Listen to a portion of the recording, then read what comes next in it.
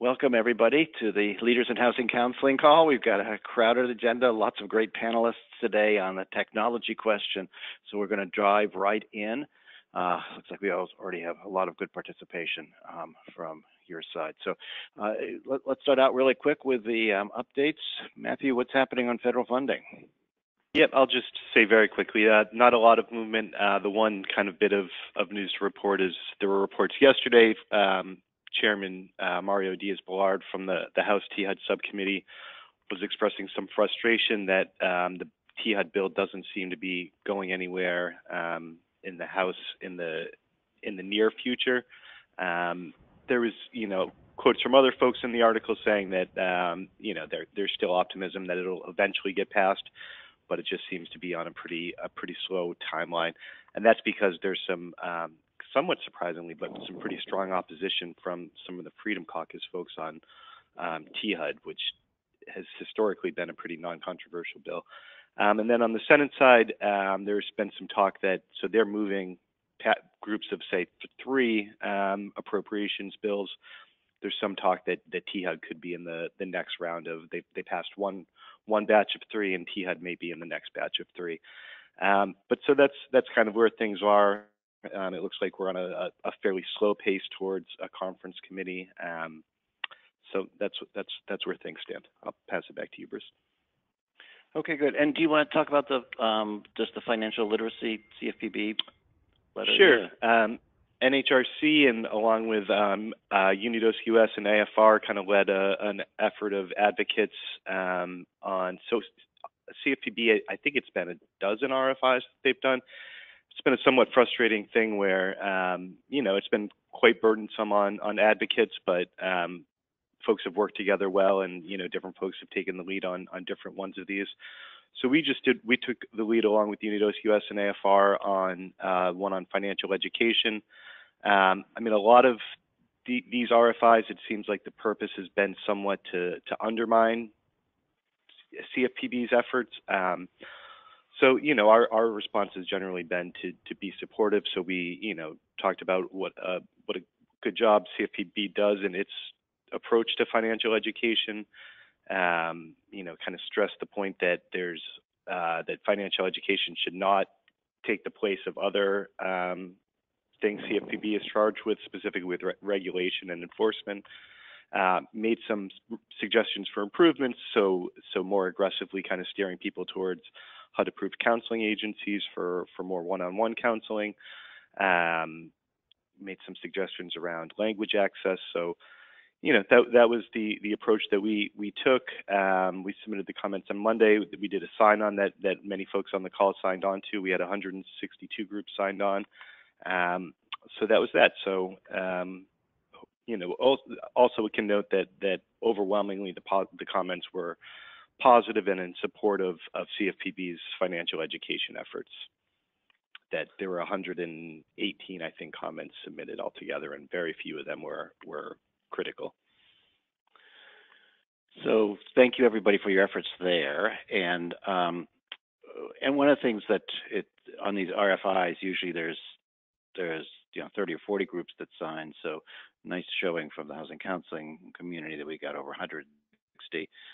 I'd love your opinion about, we get asked a lot to circulate other groups' letters, and so there's one now on the complaint system of CFPB, and I'm a little worried about going too often to all of you to ask to do each of these, trying to figure out what the right medium is. Certainly if it's right down our alley, we're going to always do it.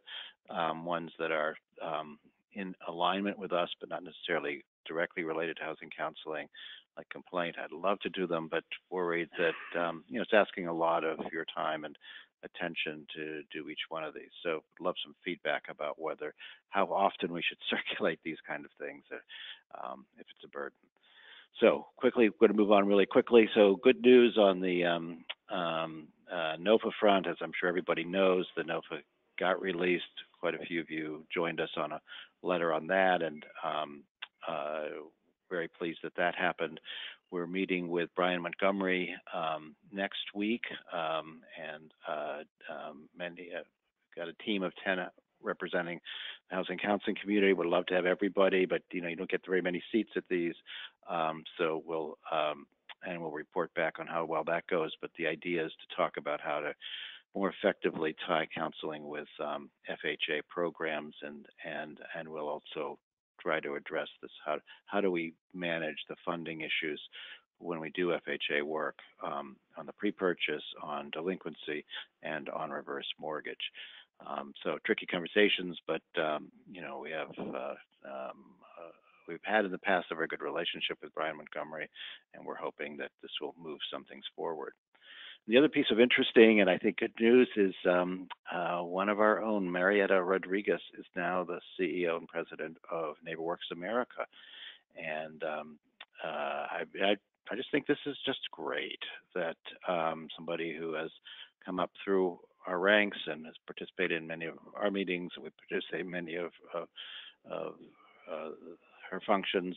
I mean, she's a thoughtful, insightful person. She's one of the people that's, when I'm trying to figure things out on the housing counseling field, she's one of the go-tos. Very helpful in the RESPA conversations and sort of the long-term housing counseling issues. And she, at the very beginning, was helpful in us conceiving of the innovations in housing counseling programs, along with Karen Haskins. I just think it's great that she'll be the leader of what's really the largest community development network in the country. So exciting news. So with that note, let's move on to technology and the topic at hand. Obviously, this is critical for our organizations in the future. I know we're all struggling with these, with how to do it, how to pay for it, all those issues. We're not going to solve all those issues, but I thought it's important to bring together, and actually David Young, I should do a quick recognition of, was really instrumental in this conversation of at least let's get people together and see what the latest thinking is, what we can learn, and maybe figure out some next steps. With that quick note, what I thought we'd do is do a quick, to have Lot Diaz from Unidos US kind of frame up the issues, and then David give us an update of what the technology committee, the data standardization is doing, and then we'll, and other thoughts he's got on this, and then we move on to the broader panel. So with that quick note, so Lot, why don't you start us off with just framing up the issues? Thanks, Bruce. Hope everyone can hear me fine. I'll just start by saying this is an issue that we have a network of about 50 organizations that use our, pretty equally split between CMAX, HCO, and then some other either proprietary platforms. And now with HCO going to be taking off the market, it's going to end, the family support of that is going to end here shortly. It's unclear whether Counselor Max is going to continue over the long term. I know there's still some deliberations over that. It's not clear what direction this NeighborWorks is going to take with that. And then the question then becomes for at least a third of our agencies in our network, and 2/3 or more if you include CMAX, if not sure what the long-term prognosis and development of that platform is going to be. What do our groups do? So for our standpoint, the central role that the CMSs are playing and could play even more effectively, whether it's tracking clients, whether it's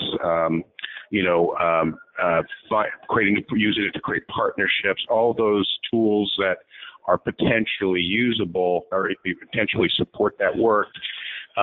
It's because technology is changing so much, CMSs are going to have to evolve to that level as well. So it's a critical issue. We've been in the midst of it in a variety of ways, and over our history to help develop CMAX, we have been working with Danny on HCO modernizations throughout the years. We do a lot of training on the platforms through the Unidos US Learning Alliance. So there's just a lot of engagement, and our feeling is there's a new, Lindsay will speak to a new effort along that, trying to find another alternative now that HCO is exiting the market. But at the end of the day, I think my biggest concern or opportunity is we have to have our CMS has to evolve with how our business is evolving, and many organizations are taking their service lines can be varied. They intersect with different programs, and having a CMS that helps facilitate client tracking and progress is really critical. And I think our hope is that that the next evolution of these products will be cognizant of that, in addition to providing the core housing counseling functions that CMSs provide today. And just my final note is that there's just the technology on CMS is one, but there's virtual counseling, there's connectivity and with other outside agencies that CMSs could potentially do that are also like something looking forward. But my point here is that there's an immediate need. HCO is leaving the market. We don't know what CMS Counselor Max is going to do. And so we as an organization are focused heavily on finding a solution that is affordable and usable for the network partners that are going to have to shift. So with that, Bruce, I'll end. So that's great, and there's a proliferation suddenly of CMSs after really a duopoly for a long time. And I mean, I just would add one thing which you've brought up in previous technology conversations is the importance of whatever solution we have that will allow good, effective communication or interactivity with lenders and servicers, and dealing with the security issues around those. That's the other, I think, big thing about our future. But that was excellent. Thank you. Great. So David has a special place.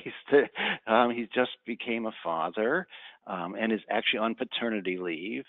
And hilariously enough, a year ago when we were having our first technology committee meeting, which he chairs, he was just about to get married. So we were like just following all through these huge life steps. But thank you for joining us, David, and give us an update. Absolutely, Bruce. Thank you. And yeah, when we had originally scheduled this call, we thought that my son was going to be born a little bit later in July, and actually was born July 10th. So I didn't want to cancel or postpone the call. So I thought I would just take a little time out while Mom and Carter are resting comfortably to participate in this call. So thank you for the opportunity.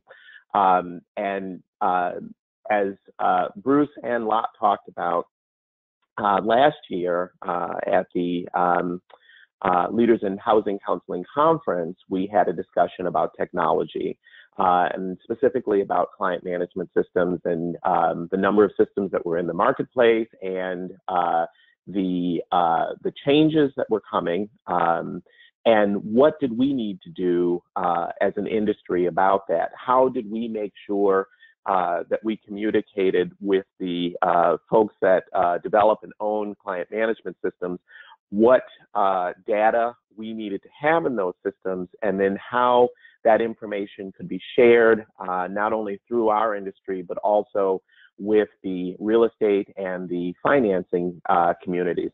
And so we established the Data Standardization Committee, which I think really has two main goals. And the first goal is to determine what data do we want to see across the board in our client management systems. You know, what are we looking to capture to be able to better tell our story as an industry and show our successes and impact, and make sure that that information is available to the CMS developers and owners so that those that data is included in any upgrade, any new system that is available. And then also to follow in the footsteps of other industries that have been using the MISMO system in order to standardize their data and better communicate with one another. So, for example, just recently, towards the end of 2017, HUD worked with Freddie Mac to standardize the one of the major systems, the 9902, excuse me, and that way all of those things are included in MISMO, and it means that any developer, whether you're working on a client management system, whether you're working on mortgage origination software, all of that information is there for them to be able to use and integrate into their systems. We wanted to make sure that we could do the same thing very clearly with our client management system needs. And so our second goal is to put all of those things together and get those to MISMO, get those approved, so that anyone, whether you are doing mortgage originations, or you are a housing counseling organization, or you're working on the technology for a client management system, will have these instructions. They'll all be uniform, and it will make it easier for systems to be updated, and also for us to have the important information that we need to share with our industry, with our funders, on the impacts that we're having. Excellent. And these are critical issues, and people participating on this call are all deeply involved with these questions. So thanks a lot, David. Thanks for your leadership on this, and there'll be plenty more we'll do. So let's move into these questions about how do we meet the technology needs of the housing counseling community, and we're going to break it out into the more immediate how for the next year, and then for longer term. So let's start out with Lindsay Burns from from Housing Partnership Network. And Lindsay, are you there? I am here. Thanks, Bruce. Excellent. Great. So please start us off. Sure thing. Well, being the first to go, I figured I would start first with some kind of high-level thoughts and ideas for you all to noodle on about technology and the way we're approaching technology and thinking about it in the short term, but also then give you a little bit of an update on specifically what HPN has been focusing on with our various partners in our network. So my opening comments are really that I think in the short term, and something that I think we've been inching toward for quite some time now, is that we really need to change the way we think about technology and strategize on how we adopt technology as an industry and as individual organizations. I have the sense from my work with our counseling network and with others that I've been talking to about this for a while now, is that, you know, we tend to fall into different camps where either technology is kind of a necessary evil, it's one more line item in our budgets that we have to make do with. We have to use it for specific reporting purposes. We have to use it just to kind of, you know, manage day-to-day operations, and, you know, we don't necessarily see tremendous value beyond that. Or some folks may feel like, you know, technology is the best thing out there to address many of our needs and issues, and in some ways can be kind of a magic cure or band-aid for a lot of the challenges that you have just in, you know, data management, client management, and reporting and technology needs. But I think generally speaking, when we're talking about technology, you know, when it's done right, at its best, its role is really to enable and support and enhance everything that you do, and ultimately help increase efficiencies and allow you to really focus on your work and being able to do what you do best. And at the end of the day is help those folks in your communities, progress along a pathway to housing stability and hopefully home ownership where it fits their needs. So,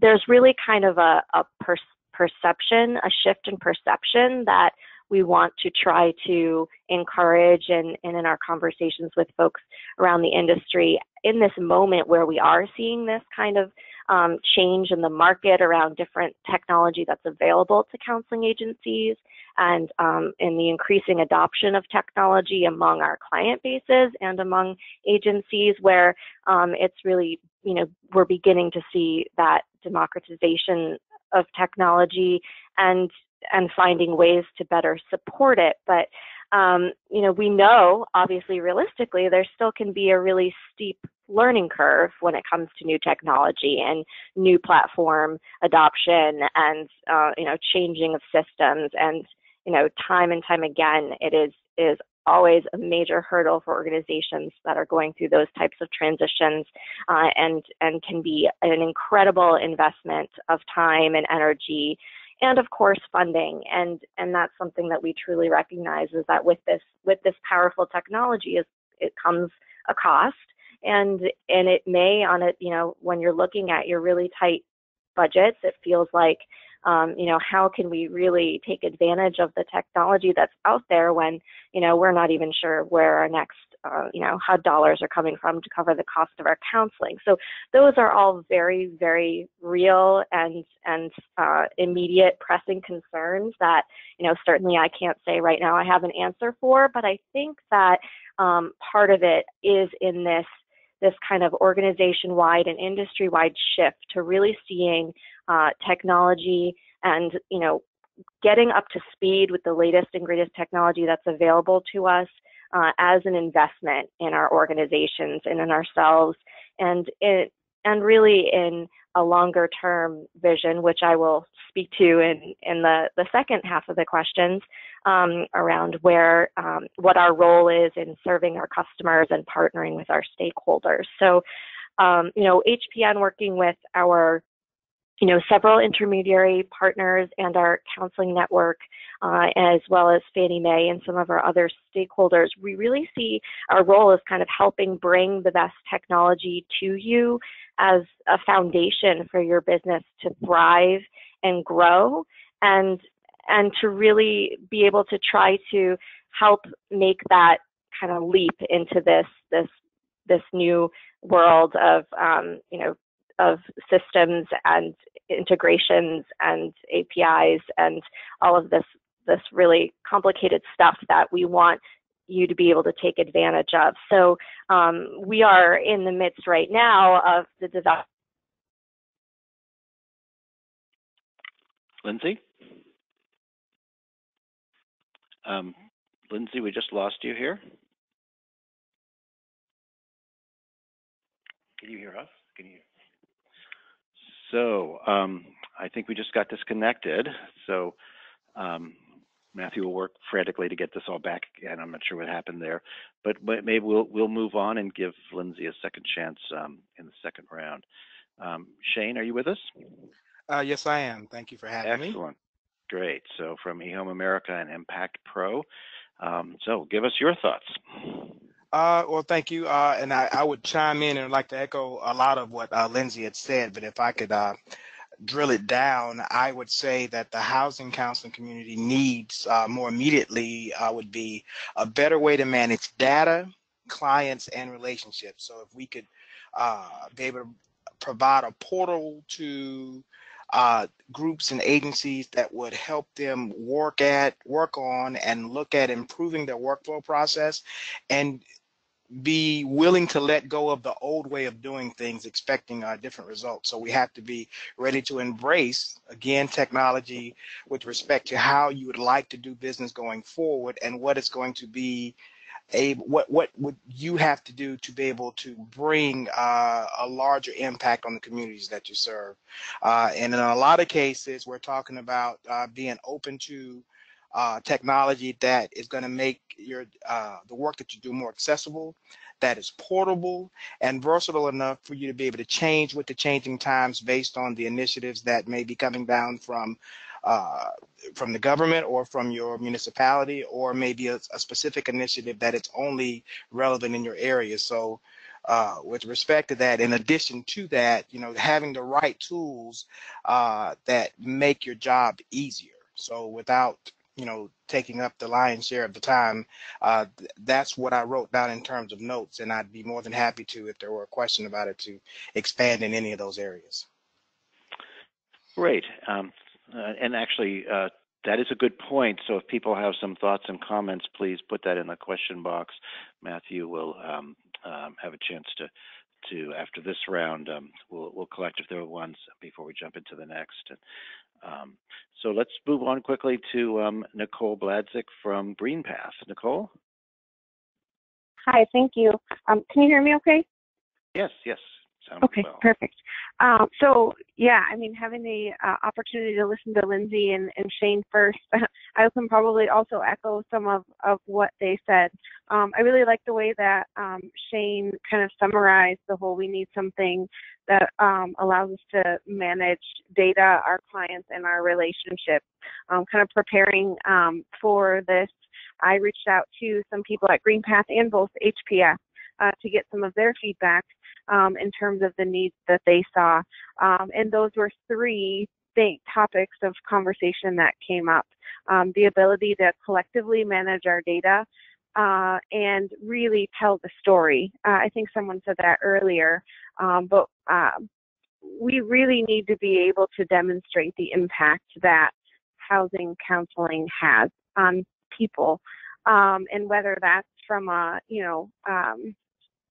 someone who's in danger of losing their home, or and we're able to help them save their home, or whether that's someone who's looking to purchase their first home and maybe in a situation where they're not quite ready and we can help get them ready, or whatever that may look like. And I think that if we could really crack that nut, then that could open the doors to a lot more funding, which we know that we're struggling with. So that is definitely key. And then the ability to manage the relationships between all parties involved. So from agencies to administration to servicers and lenders, and really having kind of a smooth process for the consumer. So if we all think about that, we're all trying to help this consumer achieve a goal, ensuring that we're all aligned in making that process as easy as possible for everyone involved, and really kind of, having a centralized system or a collection of systems that are communicating with each other and transferring data back and forth and getting it to the right place. That would be great. A lot of times what we see as an agency is when all of those parties involved aren't on the same page, the person who ends up suffering in the end is the customer, and that leads to frustration, for something that they already have a little bit of anxiety about. And, that frustration can lead to making that anxiety worse instead of making that feel better. And then last but not least, just, I think thinking differently. I think someone also said this a little bit, but kind of stepping outside of maybe the traditional ways that we've approached housing counseling, and really looking to our customers to tell us more about how they want to be serviced. So potentially looking at more like self-service opportunities from a client perspective, using technology to do that. And really having that adaptable, flexible technology that can be utilized to meet the customer kind of at their, at their time of need and in whatever it is that they're looking for, and being able to adapt to that from a technical perspective. And then last, I think someone else mentioned this, but really just something that is flexible. It has the ability to adapt and scale quickly. Technology changes quickly, and so do different programs and partnerships and things like that. So really having something that can be adaptable and scalable to change as needed is very important as well. say that that's probably the top things in terms of immediate needs. Great, thank you. And I actually would just want to add to what you said. So on this whole question about data, I think we badly need to tell the story, and that the accumulated data of all of our work and its impact and its outcomes very, very valuable. And to the extent that we can get better at capturing some of the other information that's out there that would indicate the success and value of our work, that's really helpful. Here's a place where I think we're having trouble, and it would be great if technology would start thinking about this. And that is that it's also the individual stories. And if there's a way to capture, so we had this meeting with HUD, with Dana Wade, Sarah Jarik, and Adolfo Marzal back in January, and we rattled off all these great numbers of all the good stuff we're doing, but Linda Ingram from Beyond Housing was there, and she told just the story of the client. And it was riveting, and it was what captured everybody's imagination, and they wanted to have a full report of what happened to her, did FHA do the right thing, and it was very compelling. And that's very hard to get and very hard to elevate. And to the extent that we have, maybe there's a window, maybe there's something that captures, maybe it's a video, I don't know what it is, but thinking about that we capture all the data we can that's useful, but also some of the story of people's lives, that might be helpful as well. Yeah, if I could just, this is Nicole from GreenPath, if I could just add one more thing to that in terms of client stories.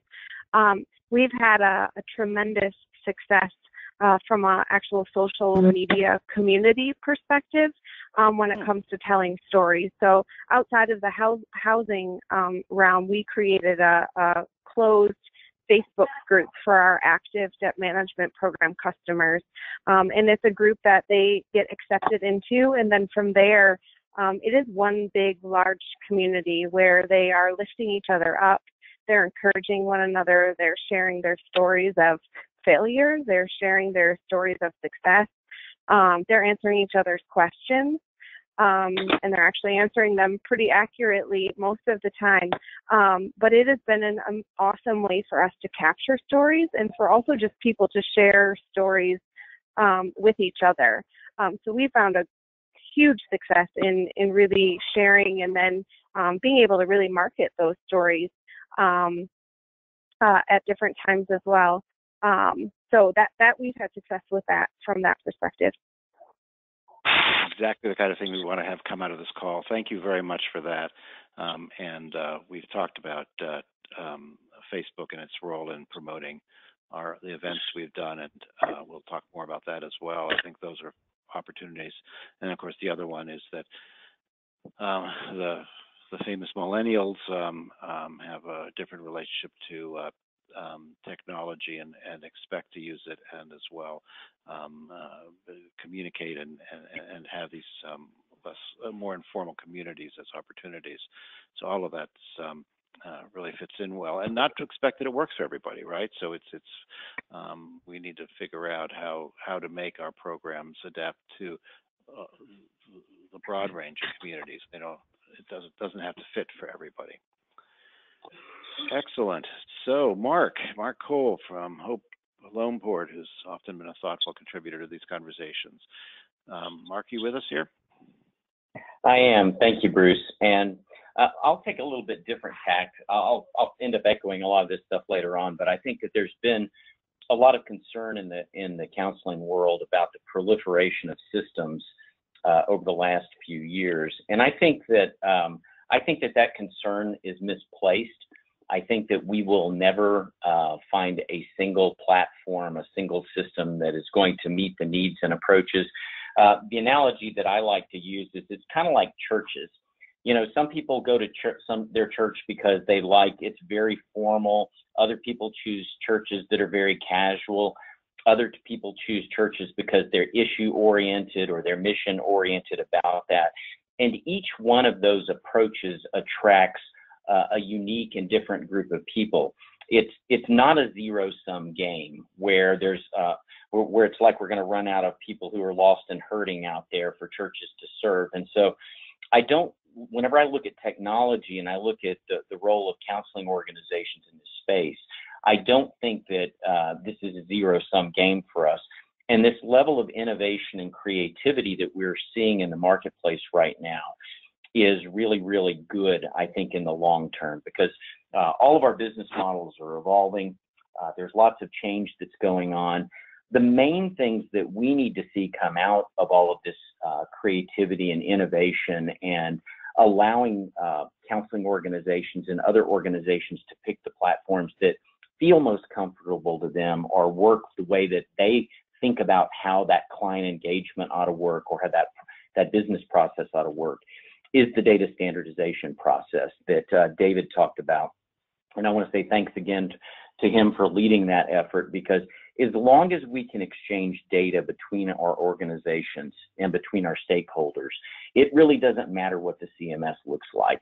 And candidly, I think that the more that we keep our focus on that, then the better off we're going to be. So that's my opening part. I would say second, what I see another trend in the nonprofit world that's occurring is that it simply requires more collaboration now. If you're trying to get grant funding or tell your story, it's always better if you have multiple people who are partnering and collaborating together. And that kind of collaboration requires the connectivity to be able to exchange the data, both on a technical side with things like, as Lindsay said at the beginning, APIs, data exchanges, and those sorts of things, to shared business processes that other people are talking about. And so I think that in a short-term basis, for counseling organizations to be successful, that they have to have their CMS be able to connect to sorts of things. And obviously, we at Hope Loanport have been doing that kind of connection for almost 10 years now, where we didn't care what the CMS was, that you could connect through us and do that. And I think that platforms like that allow people to collaborate, whether it be a mediation portal where, like we have, that allow 9 different parties to work together individually, or it's a specific lender or a counseling intermediary group to do that ability to connect with, share data, share results, manage the client, as Shane said, manage the data, the client, and the relationships. Those are really important. And I would also tie into that external resources, because there are being able to tie into resources, make application. We've got a new platform coming out in the fall that will enable people to do that and also connect with programs. So I think whenever I step back and I look at that proliferation of things being good, as long as we are willing to collaborate and work collectively together. And then the last thing I would say is that, kind of like Nicole's comment about social media and the effectiveness on that, I'll just throw in one little short thing, which is we've added live chat to some of our platforms with our servicers in particular that we work with, and we have tripled outcome rates. So submission rates on packages, whenever you add something simple like live chat to a platform, is tripling positive outcomes for consumers. And so technology can really enable you to automate those simple things, those processes like Lindsay talked about, so that at the end of the day, you get to focus on that client interaction that will improve the outcomes. And that's ultimately what it's all about. We're here because we're helping families be successful in achieving and sustaining homeownership, and technology always needs to be the supporting tool in doing that. Great, thank you. So Kevin Proffitt from NeighborWorks America. Kevin, you with us? I am, Bruce. Thank you for the invite. Being the last on this list here, certainly I would echo a lot of the comments that have already been made. I will speak to CouncilMax because that was something that Lot started off in talking about that. So CouncilMax is not going away this year. CouncilMax is not going away next year.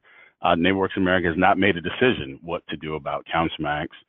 What we are looking at is technology changes, right? And so as a lot of these comments have been made prior to myself, technology is evolving. And so in that time frame, your systems need to evolve along with that. And so that is really what NeighborWorks America is, exploring the opportunity for that. So I just wanted to be clear that we weren't shutting down and shuttering the business there, so that we are all on the same page there. In regards to, what the counseling community could do in the next year, and since I'm the first one on the next question, I'm kind of going to do it all at one time because I apologize. I have to jump off to go to another meeting very shortly here, is that what I see in the next year is that collaboration certainly is part of the key, but I think we need to do a better job of lines of business. And I'd heard this comment made earlier. And I think that the organizations have changed a lot of how they do business. And so therefore their processes have changed. And so I think our systems need to be updated to mirror a multitude of lines of business and different types of processes. And so we kind of had this generic way of how we thought all housing counseling was supposed to go, where education was supposed to go. And then we've kind of got turned upside down on our heads in that regard, because not every one of these organizations is a cookie cutter organization. And so those things have kind of changed. And then the advent of new technology, things like Skype, things like Facebook, things like Twitter. And so all of these things are out there that organizations can use. And we all know that the funding sources have gotten smaller. They haven't gotten bigger, right? And so now we're doing more with less. And so technology plays a huge role in that arena, because it will allow us to kind of expand our reach without having to put actual bodies in seats and try to do it that way, or word of mouth, or spending advertising dollars that would be better suited in our program. So I kind of see that as an immediate need for the housing counseling agency. Certainly, we're trying to create efficiencies and utilizing technology. And I got to echo back to Mark. Now, technology can't answer everything, right? So there are some things that maybe the way you do business would have to change, that we can find the technology that fits into that. And so that's kind of what I see as an immediate need for the housing counseling community in the next year. Now, if we talk about long-term, because I have to move into that because I will have to jump off the call. If we talk about long-term, absolutely. The tie-in to the additional stakeholders, Mark has had conversations with GSEs, NeighborWorks has had plenty of conversations with GSEs. And so when we talk about the ability to connect across the board with a lot of the different funding sources that organizations would have, that is the ultimate goal. And what we hear from those organizations is that they need the ability to track that. And so if I go back to what Shane talked about earlier, when you have this whole wealth of data that are in your CMSs, regardless of the CMS that you're using, we don't really have the ability to tell our story, because we throw numbers up, but we're not really telling how our counseling process is working, whether that be education or whatever the case may be. And so a real challenge from what we hear in most organizations, how do I quantify what it exactly is that I'm doing? And I think that is the goal. That is the further outreach goal of what we need to be able to do. And as you tie into those stakeholders, that they can actually track, okay, well, client X came in, they went through this process, and then they went here, and then they went there. They may have ended up with our organization. They may have ended up with another lender, whatever the case may be. I certainly think that is where the future of what we're doing with our data is headed. And then certainly we can't underestimate the ability to drill down into this data. We have to be able to demonstrate impact, and we have to be able to analyze this data. And certainly, the integration across multiple platforms, that will give you some semblance of that, but certainly, we need to be sure that we are integrating with the correct stakeholders, the correct partners. And then as we go back to the data standardization, we need to make sure that we're all speaking the same language. I too agree with Mark that I don't believe that there will ever be a one system out there, simply because the needs of everybody are so very different depending on what intermediary you're with, or what region of the country you're in. But at the same time, I think that some of our goals are all identical as part of the community as a whole. And I think there are a number of different ways that we could settle things like that if everyone came to an agreement as to what X actually meant. And then that could be passed along from one group to the next group to the next group. and we can do that. And then my last part about what I think is coming, and I believe Nicole spoke about this a little bit, is that I believe that all CMSs are going to be more customer driven. Right now, they're counselor driven. So a customer comes in, the counselor goes into the system, counselor is entering the information. That is data entry time that they could better be spent doing something else. I think that where the future lies is that the customer is actually doing this.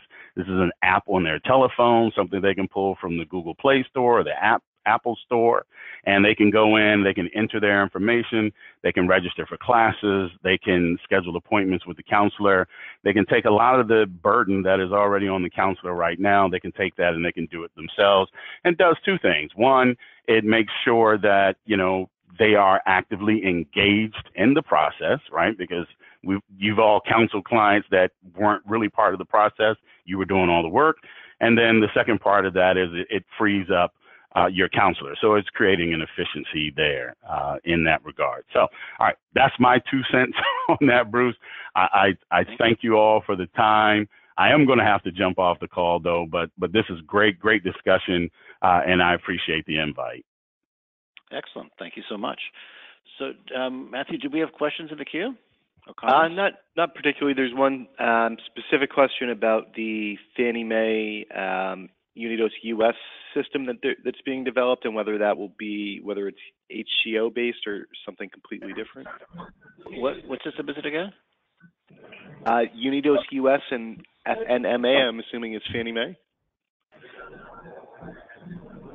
Yeah, I don't know. That might be. This is Lindsay, and I'm sorry I dropped. I don't know if you're still there. Yeah, my cellular technology has not kept up with my views on technology. Terrible. Definitely want a techno conference. Yes. Go ahead. So what can you help us with this? Well, sure. Hopefully if Lot is still on, he can chime in. But part of what I was describing before I unfortunately dropped earlier was that, the work that HPN's been doing with our counseling network over the last few years to try to envision a new, client management platform, we have taken to a number of our intermediary partners, including Unidos US, and we've been seeking their interest in helping us collaborate and kind of expand the input to this new platform. And at the same time, we've been partnering with Fannie Mae on the technology support to actually build and develop the new platform. We recognized we had a shared objective with Fannie Mae, since they were looking to retire Home Counselor Online and looking for a good solution for their Home Counselor Online users to transition to, but also for an opportunity to really build out something that we can have, control over as an industry and enhance well into the future for new opportunities that I can talk about in my next comments.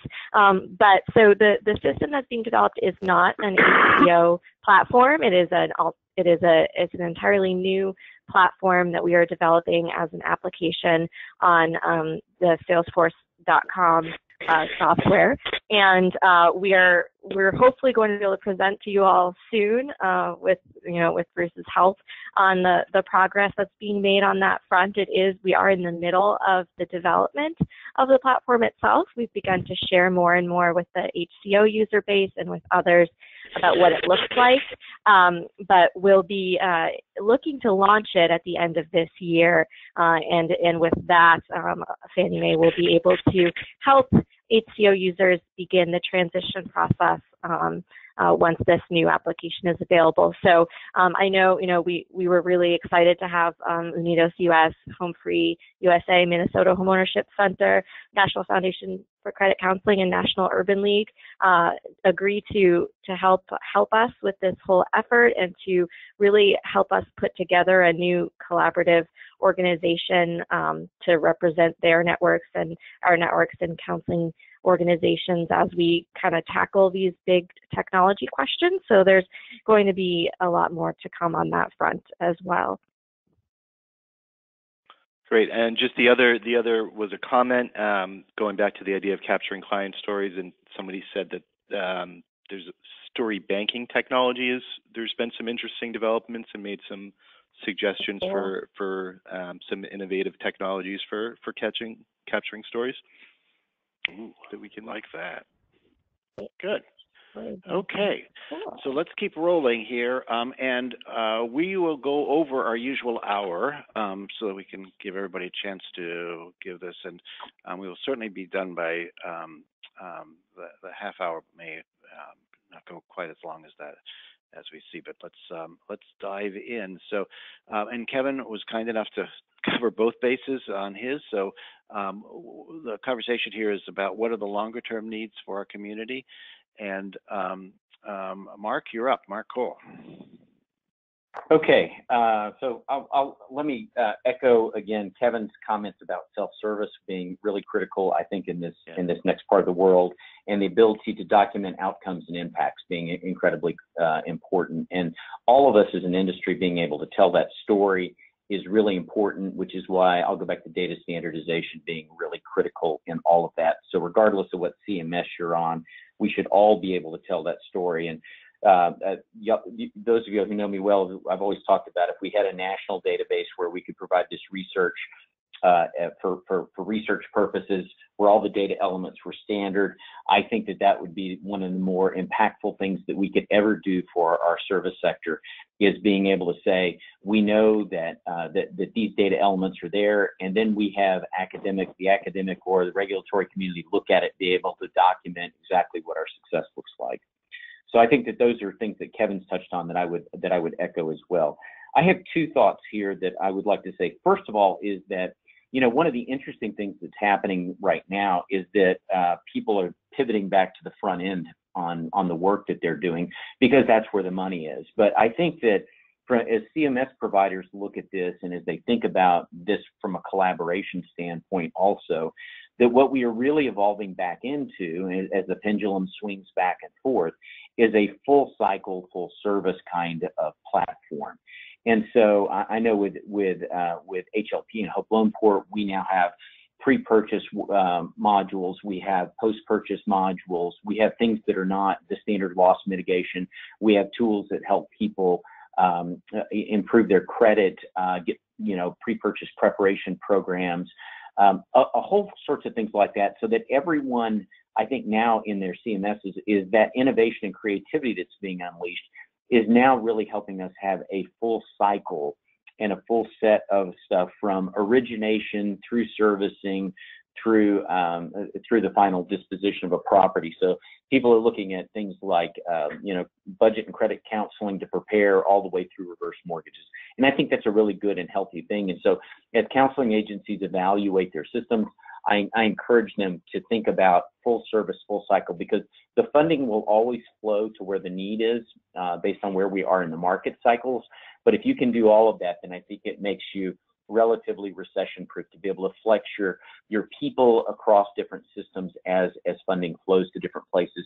And if you can collaborate with people, then you can certainly plug into those partnerships. The last thing that I'll say is security. And that I know that everyone has felt the bite of security along the way. Like at HLP, we do more than 25 audits and reviews every year with financial institutions to look at how data is managed, how it's handled, what your business processes are, connectivity, desktops, all those processes and procedures. Security metrics and security requirements are only going to be increasing.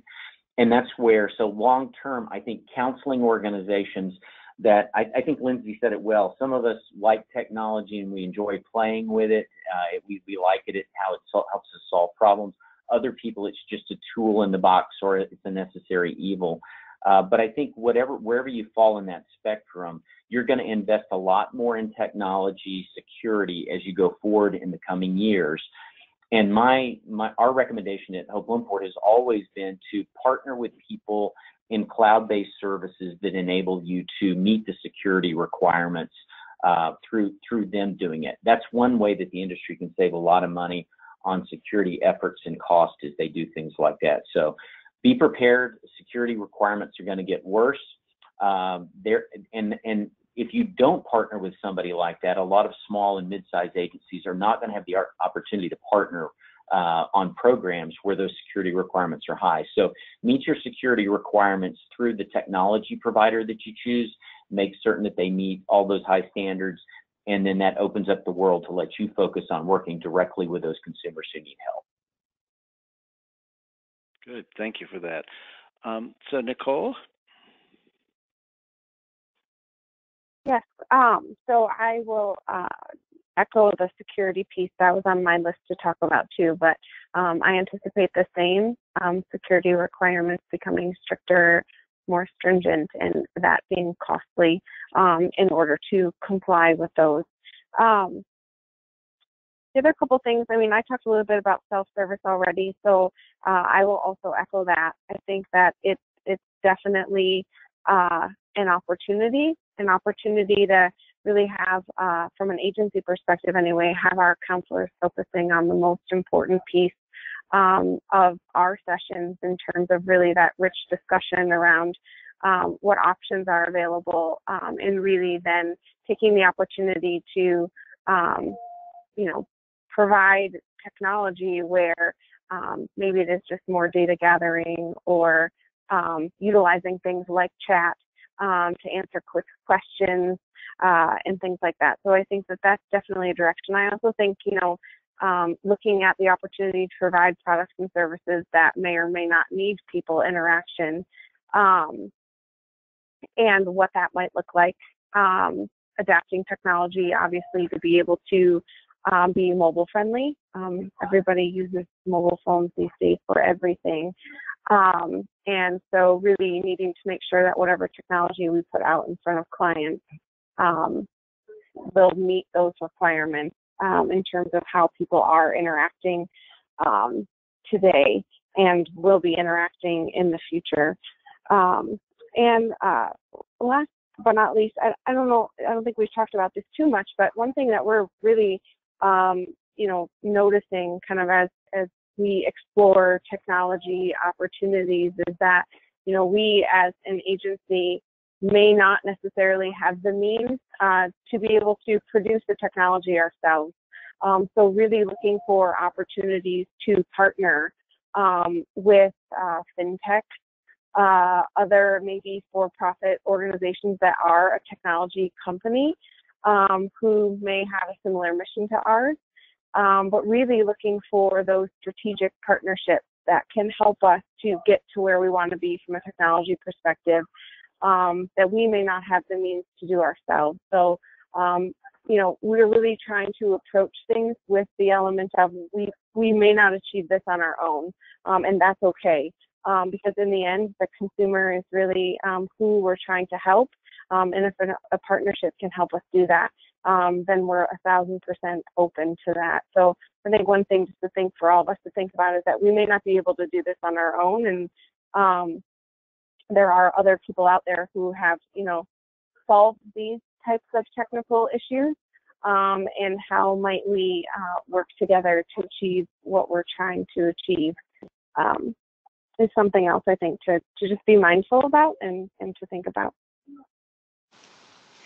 Great. Excellent. Very helpful. Shane, so your thoughts on the longer term?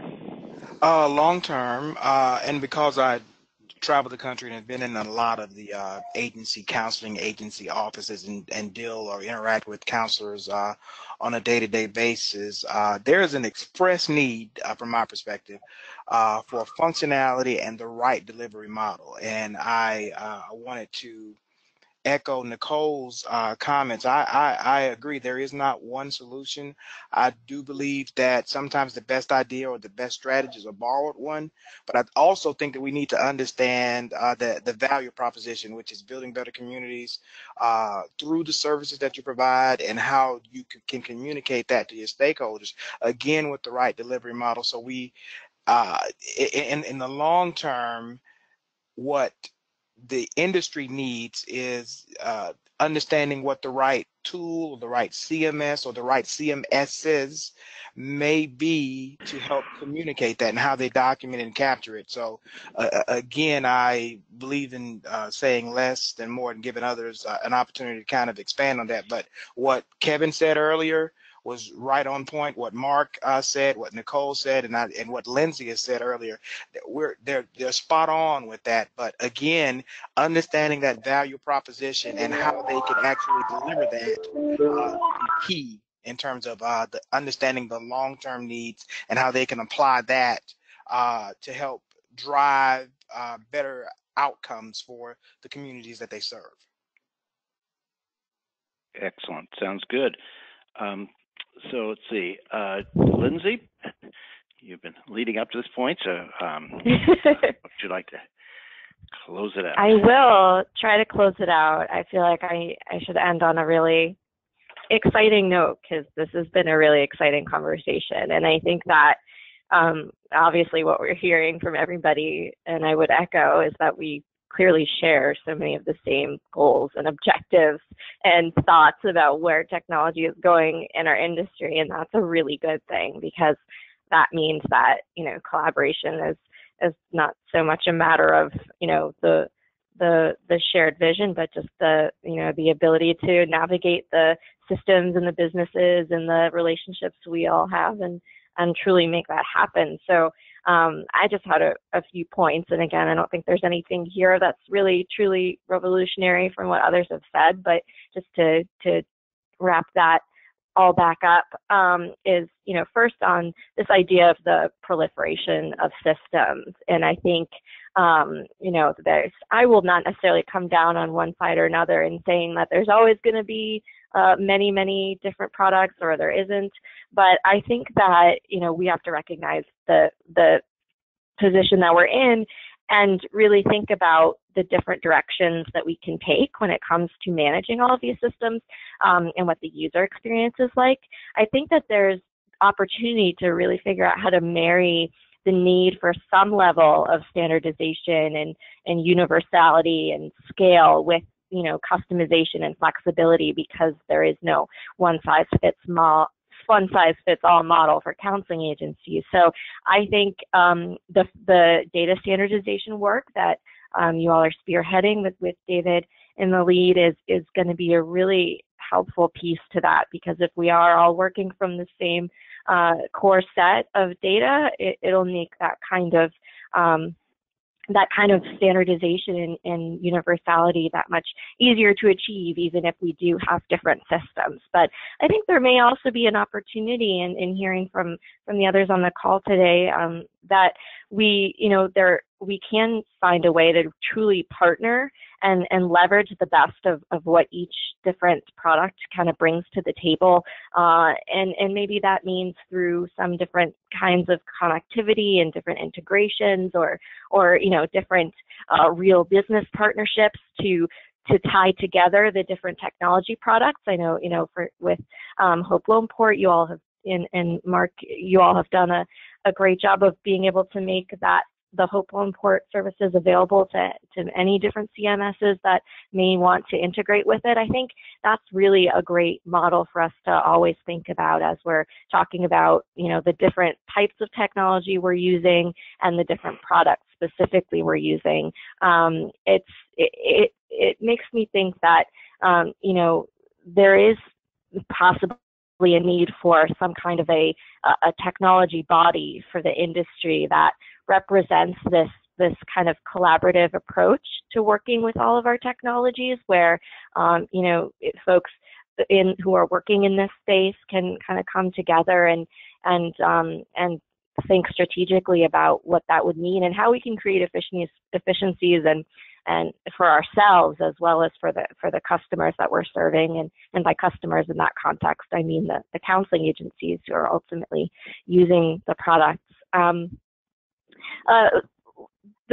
Everything that's been said about data and needing to tell our story, I didn't touch on that as much in my shorter term comments because I think that you know, right now where we're working from, we don't really have that kind of high level you know, universal aggregated data that can really be kind of, you know, leveraged to move the dial in telling our story as an industry.